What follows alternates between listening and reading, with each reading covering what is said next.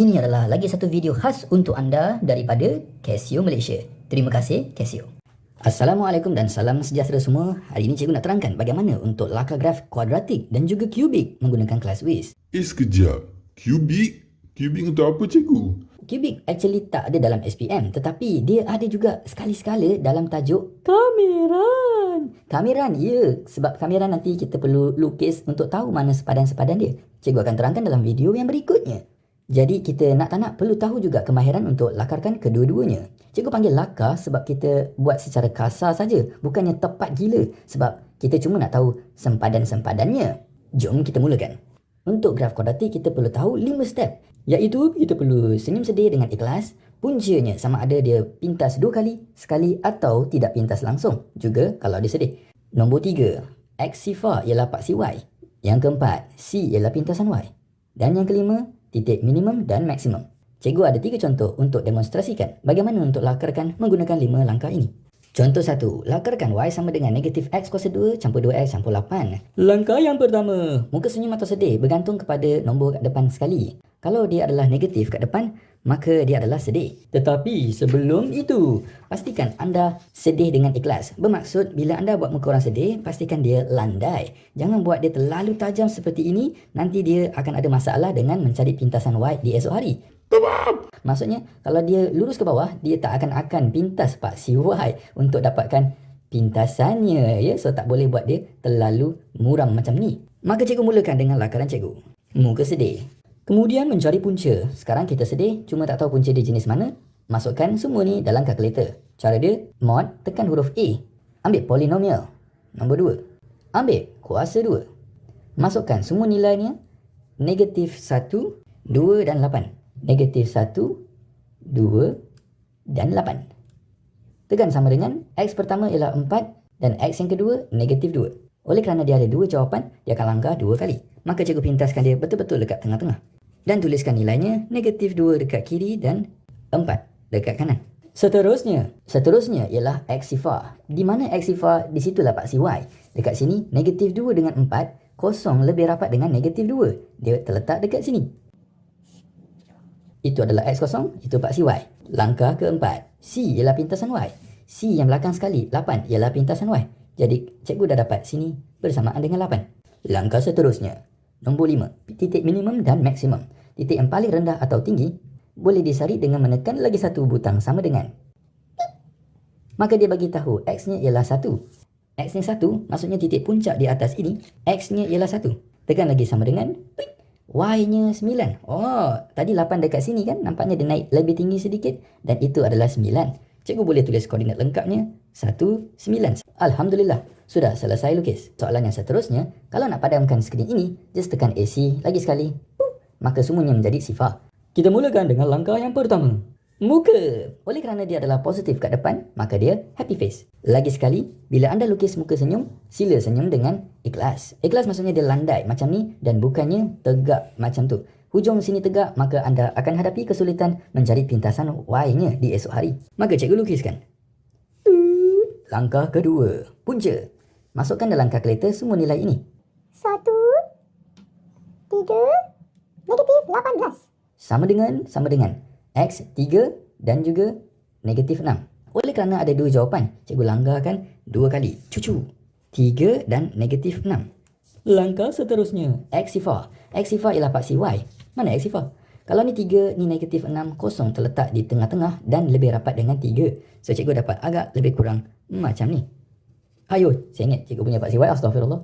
Langkah seterusnya, C ialah pintasan Y. C kita negatif 18. Maka ini adalah negatif 18. Titik minimum dan maksimum.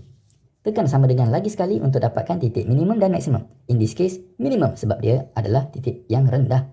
Tekan sama dengan negatif 3/2. So cikgu dapat rasakan dia dekat sini. Negatif 3/2 dan juga Y-nya ialah negatif 81/4. Cikgu boleh lengkapkan koordinat terus. Negatif 3/2, negatif 81/4. Selesai. Contoh ketiga. Lakarkan Y X kuasa 2 tambah 3X campur 5. Lagi sekali soalan baru, cikgu tekan AC beberapa kali sampai dia jadi sifar. Langkah pertama, muka senyum sedih. Nampaknya positif, so dia senyum. Seterusnya, punca. Masukkan semua nilai dalam kalkulator. 1, 3, tekan sama dengan.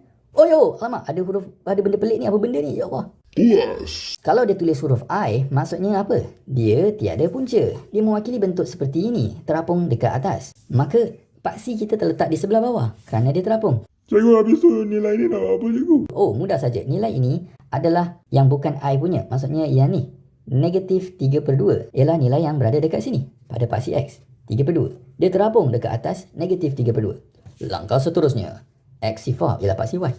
Kalau negatif dekat sini, kosong terletak di sebelah kanan. Maka paksi Y lebih kurang macam ni. C ialah pintasan Y. 5 ialah pintasan Y.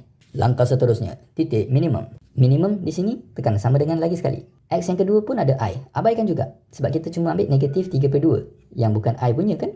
Sama dengan minimum. Nilai X nya ialah negatif 3/2. Betul! Dan juga tekan sama dengan Y nya 11/4.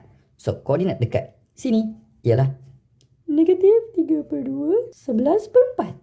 Selesai.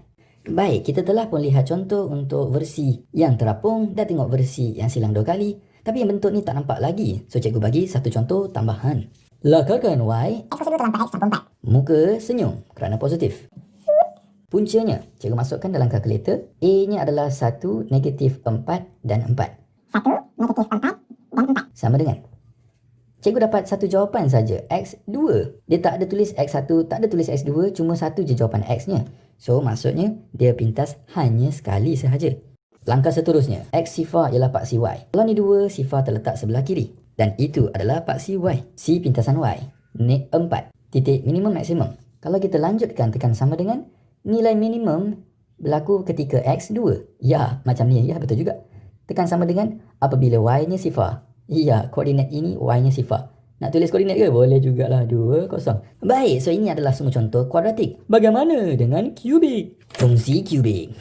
Langkahnya seakan sama, tapi ada muka mabuk. Muka mabuk ni perlu diberi perhatian khusus. Jika X kuasa 3 di depannya adalah positif, maka graf tersebut mesti duduk dalam sukuan 1. Rupa dia lebih kurang macam ni. Dia mesti ada dekat sukuan 1.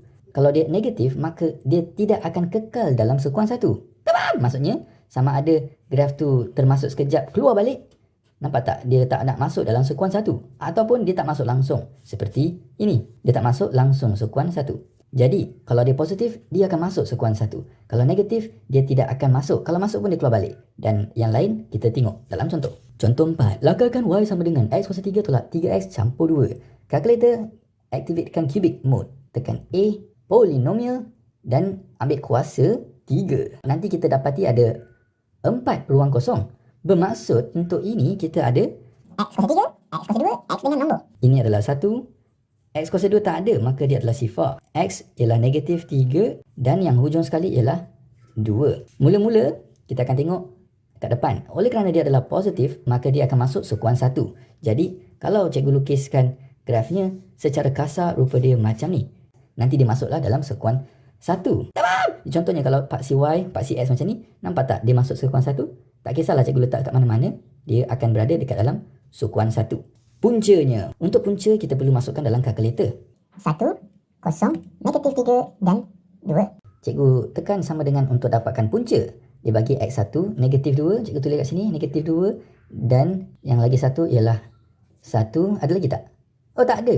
Ada 2 punca sahaja. Bermaksud graf ini dia akan pintas paksi X dekat 2 titik sahaja. Nota kecil. Oleh kerana kubik ada banyak elemen penting, maka kita tak boleh terus dapat lukisannya dengan tepat. Cikgu perlu kumpulkan maklumatnya terlebih dahulu.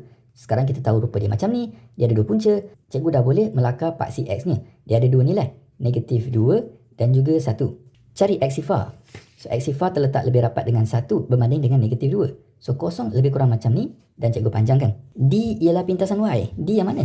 Ini adalah A, B, C, D. So, 2. So, 2 adalah pintasan Y. Cikgu agak-agak lebih kurang kat sini. Maka sekarang kelas kita perlu letakkan graf ini di sini. Dan secara kasar saja ya. Sebab kita pelajar SPM, kita nak tahu secara kasar saja. Tak perlu tepat sangat. Jadi, cikgu dapat bayangkan rupa dia lebih kurang macam ni. Ups, tak langgar situ. Okeylah, nanti ajar sedikit titik 2 tu. Paksi X, paksi Y. Contoh yang seterusnya. X kuasa 3 adalah positif. Maka, rupa dia lebih kurang macam ni. Dia masuk sukuan 1. Seperti yang cikgu terangkan sebelum ini. Cari punca guna kalkulator. A1, B negatif 2, C negatif 1 dan D2. Ada X yang pertama, cikgu tulis kat sini. Ada lagi tak? Kan sama dengan, ada 2. Ada lagi tak? Ada 1. Ada 3 jawapan X. So ada 3 jawapan dan graf seperti ini. Cikgu akan mula melukis. Paksi X, negatif 1, 1 dan 2. Langkah ketiga ialah mencari X sifar. X sifar terletak di antara kedua-dua ini. Kosong dekat sini, maka paksi Y seperti itu. Akhir sekali D ialah pintasan Y, iaitu 2. So lebih kurang macam tu. Ingat ya, anda akan guna pensel bila lakar. Jadi apa-apa yang terlari sikit, nanti boleh padam. Baik kelas, cikgu akan mergekan graf ini dekat dalam soalan. Lebih kurang graf dia seperti... Tada! Nampak kan? Dia masuk sekuan 1. Very nice. Contoh yang terakhir. Persamaan diberikan. Kita mulakan dengan apa kelas? Muka kita. Positif. So rupa graf seperti ini. Masukkan semua dalam kalkulator untuk cari punca. 1, 2, 3 dan 6. Tekan sama dengan dia bagi jawapan yang pertama. Negatif 2. Square root 3i dengan juga negatif square root 3i. Maka cikgu mula lakaran. Negatif 2 saja jawapan yang ada. Yang lain tu diabaikan. Kosong terletak dekat mana? Sebelah kanan. Kosong ialah paksi y. Langkah terakhir pintasan y ialah 6. Maka cikgu perlu letakkan graf ni dekat sini. Rupa dia lebih kurang macam ni. Bagi pelajar SPM ini dah cukup baik. Dalam bab kameran. Untuk menentukan kawasan-kawasan positif negatif. Next video. Anda boleh dapatkan ClassWiz original anda daripada Shopee, link dekat dalam description below. Jangan beli yang sebarangan ya, sebab banyak sangat ciplak yang dah ada dekat pasaran sekarang. Beli mahal sikit tapi selamat. Ya, anda juga akan dapat RM5 diskaun dan juga dapat folder percuma. Comel lah folder ni. Ya, sila ke Shopee, link di description below. Buruknya.